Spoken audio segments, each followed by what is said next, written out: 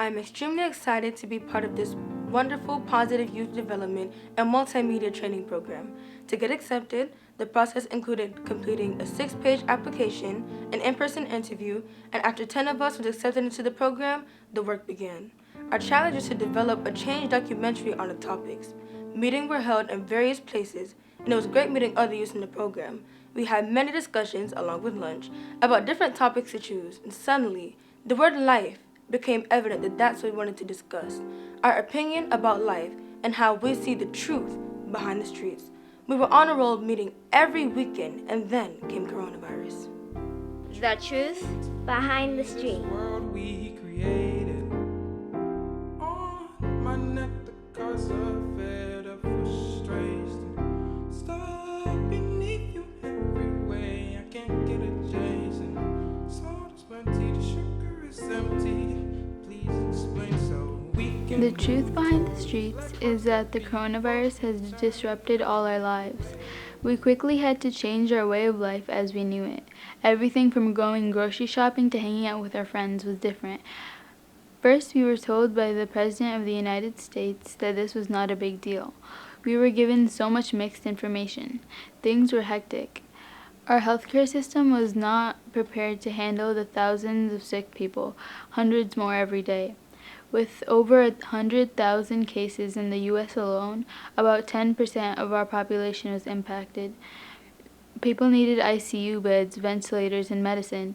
It was hard to adapt, and it had a big impact on how we live. At this point in the program, we could no longer meet in person. All under quarantine, we had to stay home. We now do conference calls every Saturday. We were educated and given a written assignment by one of the volunteers in the program, who is an RN, on the difference between coronavirus and the flu. Dr. Yarborough provided insightful information as well. The truth is, this virus has changed my whole lifestyle. Cannot hang out with my friends, cannot get my nails done, cannot get my hair done. Everything is cannot. School was stopped suddenly, and we didn't have time to get assignments ready. Everyone thought we would be back at school as soon as possible, but that never happened. Things were so confusing, wearing masks, having social distancing, had to go to schools to pick up computers to do online learning. That was scary. Too many distractions are going on around my household because I have too many siblings running around, and it distracts me from doing my work. But I can't discipline myself, but I will have to so that I can pass. The truth is, I hate coronavirus. It all happened so quickly. 9 of us live with our grandparents, and both ended up in the hospital due to the virus. Oh my God, was that scary? Who would have took care of us grandchildren if anything happened to them? I prayed every day that they would be okay. I wonder how they both got it. Was it from one of us grands? It was time to help a little more at home. Hi, my name is Vicey Brooks. I am a retired registered nurse. I'm also a member of the Northern Connecticut Black Nurse Association. And I'm sitting here today as a coronavirus survivor. Yes, I am a survivor. Thank God that I'm, like I said, sitting here today. I wanted to share some of my experience. My symptoms started with just a scratchy sore throat. And within 5 days had progressed to nausea, loss of taste and fatigue, body aches, the worst that I've ever felt. My back especially was just so uncomfortable. Sometimes it affected my walking, just being that painful for the body aches. Once I started spiking a fever of 100.4, my temperature went as high as 102.5, and that was after 5 days. I did, made several phone calls in between to try to see if I can get tested for the virus, and was told, I needed to do the Go Health viral virtual doctor's appointment, which I did that as well. But once my temperature went that high, I found myself in urgent care one night to go to, and the doctor did say, "You sound like you have all the symptoms. Let's get you tested." Thank God. I was tested the very next day. It did take 7 days for me to get the results back.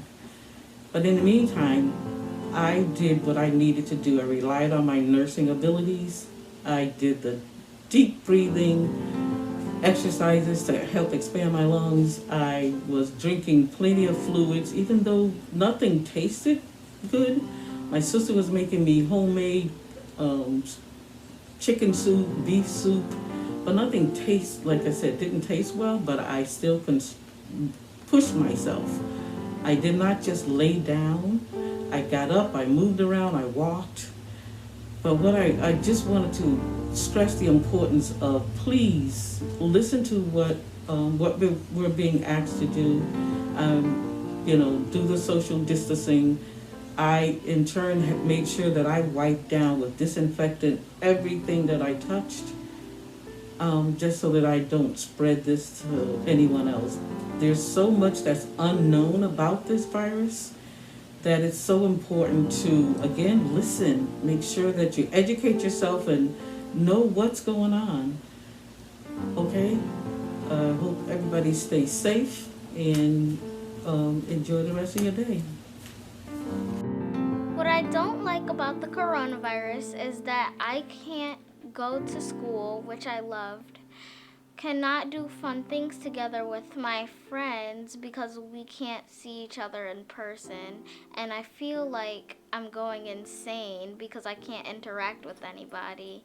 I now call people on the phone and FaceTime them because I can't see them in person. I am used to being at school and doing my work on paper. Now I'm at home. I feel lazy, like I have all day and night to finish my homework, but I still get it done. I get my work done whenever I feel like it, and I do not have to wake up early in the morning, so that's good. One good thing about the virus is that pollution has decreased because people are not driving their cars on the street. I haven't given my grandma a hug in a month because she has the virus. She usually takes me shopping. As soon as quarantine is over, I'm going to Pink, Barnes & Nobles. I love to go there to buy books. What is the truth behind the streets relating to violence? The truth is, police brutality is shooting and is increasing in the United States. Black Americans' brutality is much higher than for any other race, especially black men. Black Lives Matter has become a movement that has brought more attention to the number and frequency of police shootings of people. The truth is, in addition of police brutality, violence has increased amongst us black-on-black crime.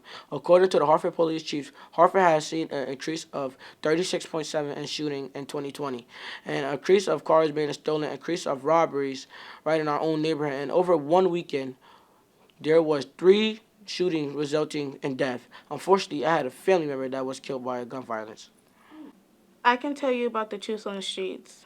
Look at what happened to George Perry Floyd Jr., a black American man killed during an arrest in Minneapolis, Minnesota, after allegedly using $20 counterfeit money to buy cigarettes.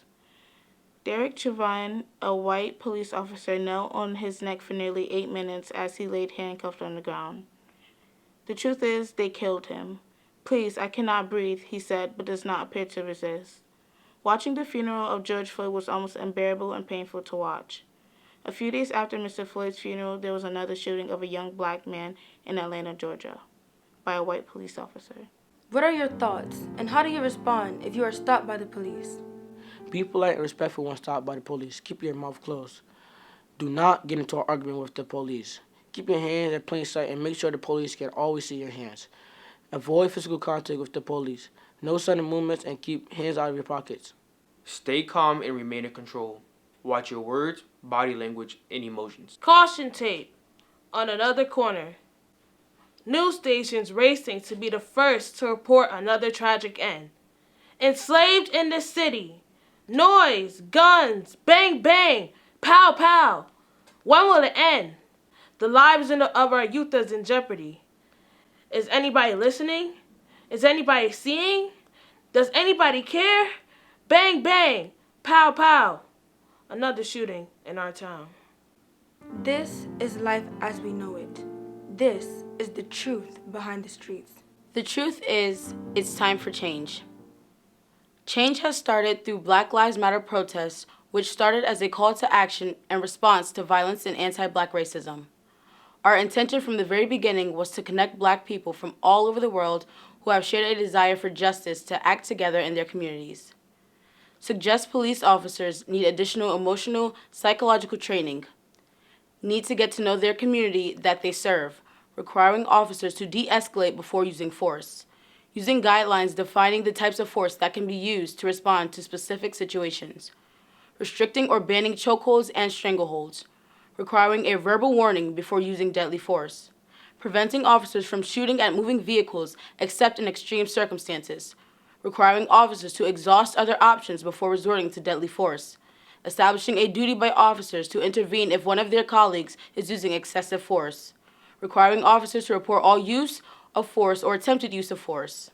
Police union contracts are also associated with police violence, mainly because contracts can be written to make it difficult to fire or discipline officers for misconduct. The truth is, change needs to happen. Mental health screening for police officers ensures psychological fortitude to handle the job. These screenings do not determine sanity, but only determine how suitable one officer is for a job.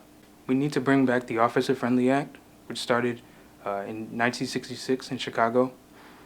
It really helped the kids first through fourth grade, but after fourth grade, it stopped. And so there was a kind of a shock to the kids after they had went through all this relationship development with the police officers, and they stepped out into the real world, and they saw that it was lacking. So in that regard, it was as if the officers could only be friendly in school. We need to have meetings with the community. This isn't a one-sided problem, and it needs multiple perspectives. Schools need to get involved, churches, pastors, teachers, really the entire community. Levels needs to be introduced to the police force to create accountability within. Levels such as local recruits, state troopers, and even the military. This way you have accountability within, and we have different perspectives on the street. Police policy and procedure need to change, because going back to the mental health screenings, we see that 85% of psychiatrists who screen these police officers are white. So diversity is not lacking in the police force, but also in the people who are letting our officers onto the street. The police force needs to implement a zero tolerance policy. When an officer applies to certain force or certain division and gets rejected, he can actually just apply again in a year. And in that downtime, he can actually be applying to different things. So zero tolerance is needed because the officers know that they can get away with certain things that they're not being held accountable for. The truth is, we can make a difference. Use your emotions in the polls. Use your emotions in the voting booth. The truth behind the streets lies in life's many changes in our house or home. The church house or our places of worship, the schoolhouse, our colleges or our universities, and city, state, and national governments. But the greatest percentage of these changes lies in the power of the vote. November 3rd, upcoming elections. So if you want to come on over, and this is a voter registration, just you can fill it out. We have each other, yeah. We will rise, we will rise, we will rise, oh, we will rise. And then in honor of Congressman John Lewis and C.T. Vivian, who just passed. We're trying to honor them by getting as many people. Creating a change is easy. Maintaining and carrying it out is difficult. In a world where people are content with being stagnant, it seems impossible to stand in the face of indifference and make it out alive. Violence runs rampant in the streets, yet the people who are supposed to protect us are behind it. Our youth are dropping out of schools. Society is silent, normalizing everything, leading to the ultimate failure of minority races. We must change, and quickly. We must band together in unison and fight for change, or else. African American is merely a color to most, but to some people it's a threat. Does my brown skin scare you? Do the braids my brothers and sisters wear offend you? Pow, pow, pow. Another life lost. The color of my skin will not justify my loss. Family is a 6-letter word that stopped belonging to me because the white man don't see it fit for me. You wear a uniform of black and blue to protect those who need you. You wear a gun at your hip while I lay face down on the ground, yet I am a threat when I cannot make a sound. If a gun is power, how much does a life cost? Thank you for watching. Trying to breathe in this world we created. On my neck, the cause of fed up frustration. Stuck beneath you every way. I can't get a Jason. Salt is plenty, the sugar is empty. Please explain so we can move towards black hearts that beat for eternity. Away, away, away. With the mamas that say, baby, just promise me you'll be back. Don't get caught in some drama that cost me some trauma, child. Don't you blame the system that ain't made for us. These are the truth behind the streets.